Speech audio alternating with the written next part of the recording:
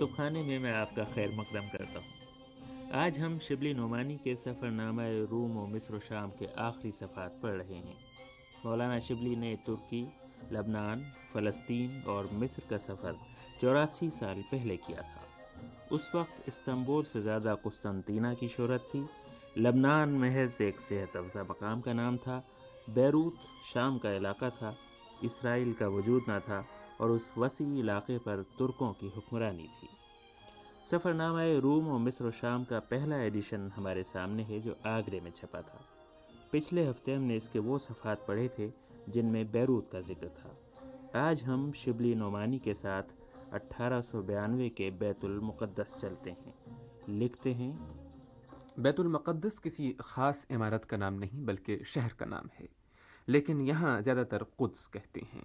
یہ متبرک شہر اگرچہ حضرت داؤد و سلیمان کی انتساب سے شہرت رکھتا ہے اور گویا اس کے وجود کی تاریخ انہی انبیاء کے عہد سے شروع ہوتی ہے، لیکن در حقیقت وہ اس عہد سے بہت پہلے موجود تھا۔ حضرت عیسیٰ سے 1048 برس پہلے حضرت داؤد نے اس کو مجوسیوں سے چھینا اور اپنا پایہ تخت قرار دیا۔ اس عہد سے آج تک وہ بڑے بڑے تاریخی واقعات کا مرکز رہا ہے۔ شروع اسلام میں مسلمانوں کا قبلہ تھا اور عیسائیوں کا آج بھی ہے۔ موجودہ شہر کی آبادی 50-60 ہزار سے زیادہ نہیں۔ مکانات اور عمارتیں معمولی درجے کی ہیں، سڑکیں بھی چندہ وسیع نہیں ہیں، اور چونکہ اکثر جگہ مسقف بازار ہیں اس لیے زیادہ تنگی اور تاریکی ہے۔ اس کے بعد مولانا نے مسجد اقصیٰ کا حال بڑی تفصیل سے لکھا ہے۔ کہتے ہیں کہ یہ وہ مبارک مسجد ہے جس کی بنا حضرت داؤد نے ڈالی اور حضرت سلیمان نے انجام کو پہنچایا۔ مسجد کا احاطہ، جس کو حرم کہتے ہیں، نہایت وسیع ہے لیکن زیادہ تر ناہموار اور غیر مسطح ہے، اور اکثر جگہ خودرو گھاس اور جھاڑیاں ہیں۔ میں نے لوگوں سے اس کا سبب دریافت کیا۔ معلوم ہوا کہ سلطان نے کئی دفعہ اس کی مرمت اور درستی کے لیے رقم کثیر بھیجی، لیکن کار پردازوں اور مجاوروں نے اس کا بہت کم حصہ صرف کیا۔ ترا یہ کہ میں نے خود مجاوروں سے پوچھا تو ایک صاحب نے فرمایا کہ ہاں، کچھ رقم مجاوروں کے تصرف میں بھی آتی ہے، اور کیوں نہ آئے، باورچی کھانا پکاتا ہے تو نمک خواہ مخواہ چکھ لیتا ہے۔ مسجد کی عمارت، جس کا طول 1000 گز اور عرض 700 گز ہے، نہایت خوبصورت، پرتکلف اور شاندار ہے۔ چھت ستونوں پر ہے اور 700 صرف سنگ رخام کے ستون ہیں۔ جا بجا پچے کاری اور تلائی کام ہے۔ یہ عمارت جس قدر ہے عبد الملک بن مروان کی بنوائی ہوئی ہے، البتہ بنیادوں کی نسبت کہا جاتا ہے کہ حضرت داؤد کے عہد کی ہیں۔ بائیں جانب عمارت سے کسی قدر فاصلے پر ایک وسیع تہخانہ ہے۔ 10-12 سیڑھیاں اتر کر مسطح زمین ملتی ہے۔ یہاں نہایت عالیشان محرابوں کی 7 قطاریں ہیں۔ محرابوں کے ستون نہایت وسیع اور بلند ہیں۔ مجاورین ان محرابوں کو حضرت سلیمان کے عہد کی تعمیر بتاتے ہیں، اور اس قدر تو یقینی ہے کہ اسلام کے قبل کی ہیں۔ حرم مسجد میں اور بہت سے متبرک مقامات ہیں، مثلاً قبۃ السلسلہ، قبۃ المعراج، قبۃ النبی، لیکن سب میں زیادہ پرشان قبۃ الصخرہ ہے۔ یہاں وہ پتھر رکھا ہوا ہے جس کی نسبت عوام میں مشہور ہے کہ آسمان و زمین کے بیچ میں معلق ہے، اور قیامت کے دن عرش مجید اسی پر رکھا جائے گا۔ اہل عرب اس کو صخرہ اور ہمارے ملک کے عوام تخت رب العالمین کہتے ہیں۔ بہرنوع قبہ کی صورت یہ ہے کہ ایک بلند چبوترے پر مسمن برج ہے جس کی بلندی کم و بیش 100 فٹ ہے۔ چھت اور دیواروں پر نہایت عمدہ لاجوردی اور تلائی کام ہے، اور باوجود یہ کہ مدتوں کا بنا ہوا ہے تاہم اس قدر روشنی اور چمک ہے کہ نگاہ نہیں ٹھہرتی۔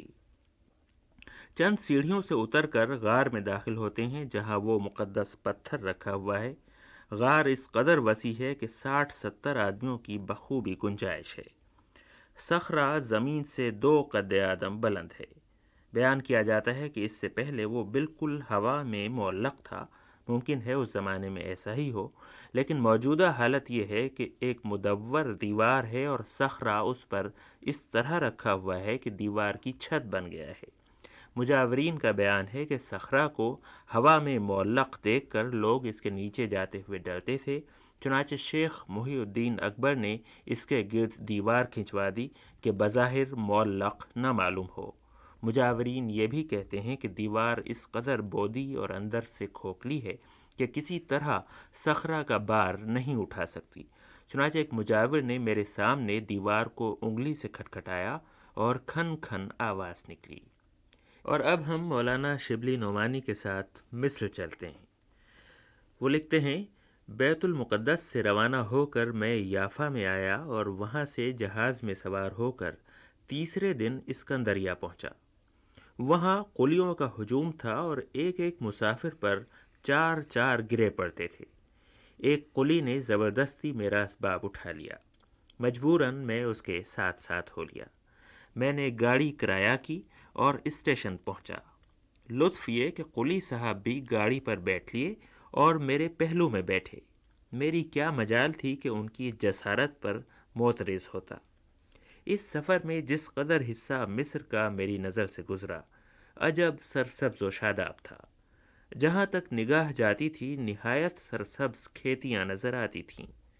اسکندریہ سے قاہرہ تک جس قسم کی عمدہ پیداوار نظر آئی، میں نے ہندوستان میں 50 ایکڑ میں بھی ایسی نہیں دیکھی۔ ریل شام کے قریب قاہرہ پہنچی اور میں نے جامع ازہر کے قریب ایک لوکاندہ یعنی ہوٹل میں قیام کیا۔ بیروت میں عبد الباسط آفندی نے مجھ کو ایک خط دیا تھا کہ قاہرہ پہنچ کر شیخ عبد الحلیم کے پاس بھجوا دینا۔ وہ عبد الباسط آفندی کے چچیرے بھائی ہیں اور جامع ازہر میں پڑھتے ہیں۔ میں نے وہ خط ان کے پاس بھجوا دیا۔ وہ دوسرے دن ہوٹل میں تشریف لائے اور کہا کہ اگر آپ کو یہاں کی علمی حالات دریافت کرنے ہیں اور علماء اور شیوخ سے ملنا ہے تو ہوٹل میں ٹھہرنا مناسب نہیں۔ یہاں علماء اس کو بہت معیوب سمجھتے ہیں۔ چنانچہ ان کی ہدایت کے موافق میں جامع ازہر میں گیا اور انہوں نے روائق الشائن میں ایک پرفضا حجرہ میرے لیے خالی کرا دیا۔ 1 مہینے سے زیادہ میں یہاں مقیم رہا۔ شیخ عبد الحلیم قریباً ہر وقت میرے پاس رہتے تھے اور میری تمام ضرورتوں کو انجام دیتے تھے۔ وہ میرے رہنما، انیس، معرف اور اگر گستاخی نہ ہو تو نوکر اور خادم بھی تھے، اور نوکر بھی بے تنخواہ، بے غرض۔ اس کے بعد مولانا شبلی نعمانی نے اپنے سفر نامے میں قاہرہ کے متعلق لکھا ہے۔ کہتے ہیں، یہ شہر مصر کا دارالسلطنت ہے، بلکہ حال کے محاورے میں مصر کا لفظ جب استعمال کیا جاتا ہے تو یہی شہر مراد ہوتا ہے۔ جوہر سپہ سالار فاطمین نے 358 ہجری میں اس کو آباد کرایا تھا اور اس عہد سے آج تک اس کو روز افزوں ترقی ہے۔ موجودہ مردم شماری 3,74,838 ہے۔ سڑکیں وسیع اور مکانات عموماً بلند اور خوش فضا ہیں۔ میں جب اس کے وسیع اور پر رونق بازاروں میں سیر کرتا پھرتا تھا تو بمبئی کا دھوکہ ہوتا تھا۔ قہوہ خانے نہایت کثرت سے ہیں اور بڑی تفریح اور آرام کی چیز ہیں۔ لباس اور وضع یہاں کی نہایت بھونڈی اور ناموزوں ہے۔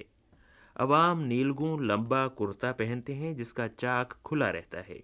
پاجامہ تہمد وغیرہ بالکل نہیں پہنتے۔ خواص کفتان اور عبا پہنتے ہیں، لیکن چونکہ عبا میں کالر نہیں ہوتا گردن کھلی رہتی ہے اور بدنما معلوم ہوتی ہے۔ نئے تعلیم یافتہ کوٹ پتلون کا استعمال کرتے ہیں اور یہ طریقہ روز بروز زیادہ مقبول ہوتا جاتا ہے۔ مصر میں عورتوں کا لباس مولانا کو ایک آنکھ نہیں بھایا۔ لکھتے ہیں، عورتوں کی وضع اور لباس اس قدر بےہودہ اور بدنما ہے کہ اس سے زیادہ قیاس میں نہیں آ سکتا۔ عام عورتیں تو وہی نیلگوں لمبا کرتا پہنتی ہیں، لیکن دولت مند اور نئی فیشن کی بیگمات جن کا لباس بالکل یورپین ہوتا ہے، وہ بھی ایک بدنما نیلگوں برقع اوڑھ کر بیچا یا ہوا بن جاتی ہیں۔ برقعے میں ناک کی جڑ سے سینے تک ایک سیاہ دھجی سونڈ کی طرح لٹکتی رہتی ہے۔ اس دھجی کے اٹکانے کے لیے سونے یا پیتل کی ایک گلی ہوتی ہے جو پیشانی پر لٹکتی رہتی ہے اور بجائے زیور کے استعمال کی جاتی ہے۔ عام آدمیوں کے اخلاق میں دناعت زیادہ پائی جاتی ہے۔ معمولی سے معمولی چیز کی قیمت چکانے میں حضرت امام حسین علیہ السلام یا حضرت عبد القادر جیلانی کا واسطہ دیا جاتا ہے۔ مرد اور عورت بکثرت بھیک مانگتے ہیں اور بلا کی طرح لپٹ جاتے ہیں۔ اس کے بعد مولانا شبلی نعمانی نے قاہرہ کے دارالعلوم کا ذکر کیا ہے اور بہت اچھے الفاظ میں۔ مصر، اور نہ صرف مصر بلکہ تمام ممالک اسلامیہ میں جو کالج مجھ کو سب سے زیادہ پسند آیا اور جس کو میں نے مسلمانوں کے درد کے لیے کافی سمجھا، وہ یہی کالج ہے۔ میرا ہمیشہ سے یہ خیال ہے اور میں نہایت مضبوطی سے اس پر قائم ہوں کہ مسلمان مغربی علوم میں گو ترقی کے کسی رتبے تک پہنچ جائیں، لیکن جب تک ان میں مشرقی تعلیم کا عنصر نہ ہو، ان کی ترقی مسلمانوں کی ترقی نہیں کہی جا سکتی۔ بے شبہ مشرقی تعلیم کی جو موجودہ اسکیم ہے وہ نہایت ابتر اور غیر ضروری ہے، لیکن اس تعلیم میں ایسی چیزیں بھی ہیں جو مسلمانوں کی قومیت کی روح ہیں، اور جس تعلیم میں اس روحانیت کا مطلق اثر نہ ہو وہ مسلمانوں کے مذہب، قومیت، تاریخ، کسی چیز کو بھی زندہ نہیں رکھ سکتی۔ جس مصیبت کا ہندوستان میں رونا ہے وہی قسطنطینہ، بیروت اور مصر میں بھی موجود ہے، یعنی نئی تعلیم میں قومیت اور مذہبی پابندی کا اثر کم ہے اور پرانی تعلیم اس قابل نہیں کہ دنیا کی موجودہ ضرورتوں کا ساتھ دے سکے۔ صرف یہ ایک دارالعلوم ہے جو دونوں ڈانڈوں کو ملانا چاہتا ہے، اگرچہ افسوس ہے کہ ابھی پورا کامیاب نہیں ہوا۔ چونکہ اس کالج میں وہی طلباء داخل ہو سکتے ہیں جو علوم عربیہ اور فقہ و حدیث سے واقف ہوں، اور اس قسم کے طلباء وہی ہو سکتے ہیں جنہوں نے قدیم طریقے پر تعلیم پائی ہے، اس لیے کالج میں طالب علموں کی تعداد بہت کم ہے، اگرچہ سرشتہ تعلیم نے اسی لحاظ سے اس کالج میں کچھ فیس نہیں مقرر کی، بلکہ بجائے اس کے ہر طالب علم کو 15 روپے ماہوار وظیفہ ملتا ہے، ایک وقت کا کھانا بھی کالج ہی سے ملتا ہے۔ طالب علموں کے لیے جو لباس مقرر کیا گیا ہے وہ بھی وہی قدیم مولویانہ لباس ہے۔ جو لوگ یہاں سے تعلیم پا کر نکلتے ہیں اچھے اچھے عہدوں پر ممتاز بھی ہوتے ہیں، یہ سب کچھ ہے، لیکن جن لوگوں کو پرانی تعلیم نے ایک دفعہ بھی چھو لیا، تمام عمر کے لیے ان کو علوم جدیدہ سے وحشت ہو جاتی ہے، حالانکہ یہ علوم عربی ہی زبان میں دیے جاتے ہیں۔ میں نے جب اس کالج کو دیکھا تو اس میں 54 طالب علم تھے، جن میں سے اکثر جامعہ ازہر کے تعلیم یافتہ تھے۔ درس کا طریقہ بھی یہاں خاص ہے۔ استاد یا شاگرد کسی کے ہاتھ میں کتاب نہیں ہوتی، استاد زبانی لیکچر دیتا ہے اور اس وسعت اور فصاحت سے تقریر کرتا ہے کہ خود دل پر نقش ہو جاتی ہے۔ اسی لحاظ سے مصر کے نہایت نامور علماء اس کی پروفیسری کے لیے انتخاب کیے گئے ہیں۔ مصر میں آج جو لوگ عربی کے نامور انشا پرداز ہیں، اکثر اسی کالج کے تعلیم یافتہ ہیں۔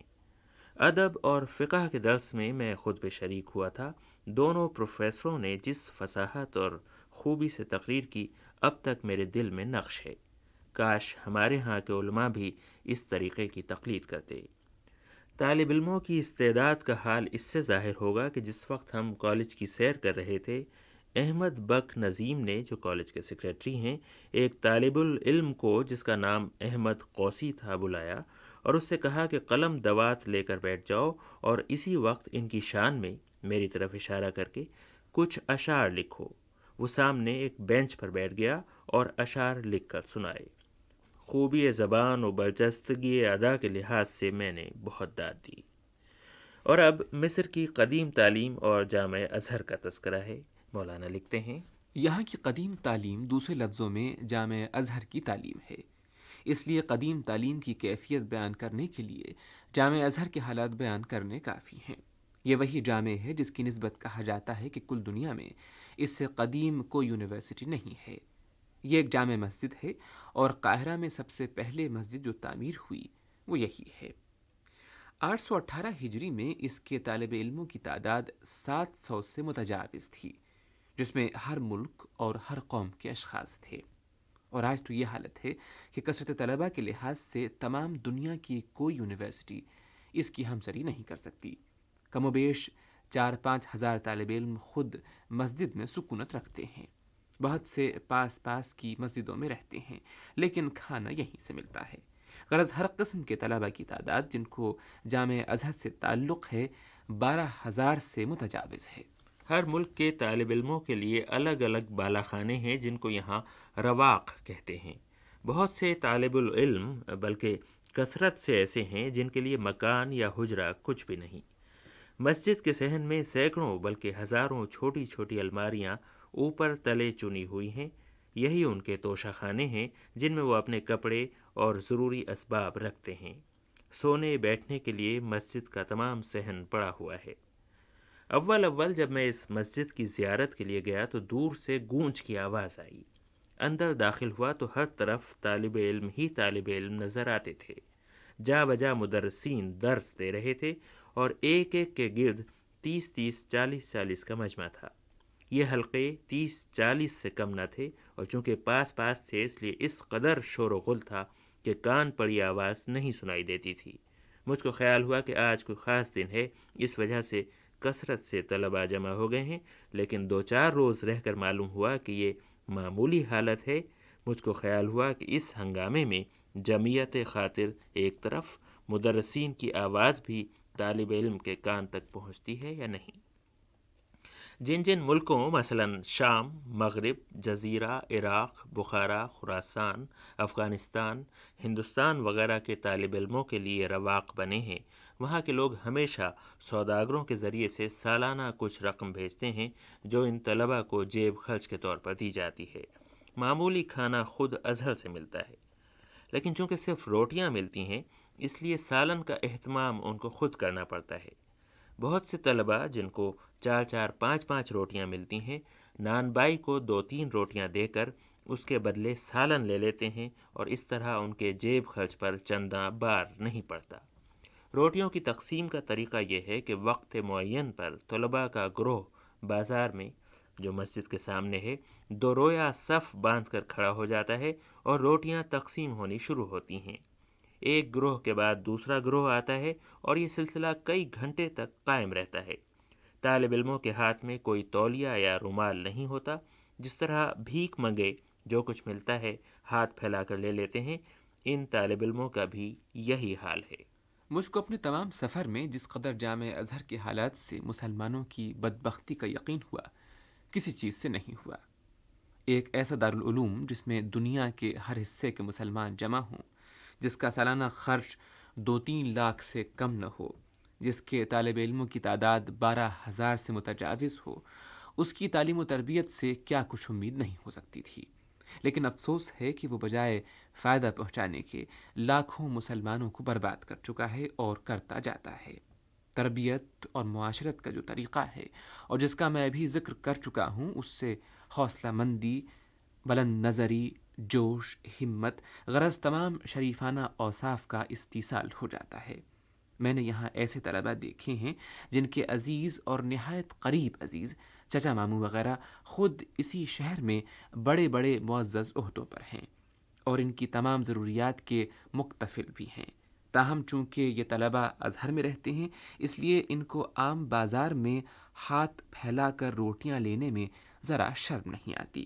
طالب علموں کی دناعت اور پست حوصلگی کا یہ حال ہے کہ بازار میں پیسے کی ترکاری خریدتے ہیں تو کنجڑے کو قسم دلاتے جاتے ہیں کہ تجھ کو امام حسین کے سر کی قسم واجب قیمت بتانا۔ کیا اس قسم کے تربیت یافتہ لوگوں سے یہ امید ہو سکتی ہے کہ وہ اسلام کی عظمت و شان بڑھائیں گے؟ ہمارے ملک میں اس قسم کے جو مدرسے ہیں، ازہر ان سے بھی گیا گزرا ہے۔ یہ تھا 84 سال پرانے جامع ازہر کا تذکرہ، اور اسی کے ساتھ ہم مولانا شبلی نعمانی کے اس سفرنامے کا مطالعہ ختم کرتے ہیں۔ اگلے ہفتے برما کے ایک پرانے سفرنامے کا مطالعہ کریں گے۔ آج شریک مطالعہ تھے نعمان الحق، اور اسی کے ساتھ اب رضا علی آبدی کو اجازت دیجیے۔ خدا حافظ۔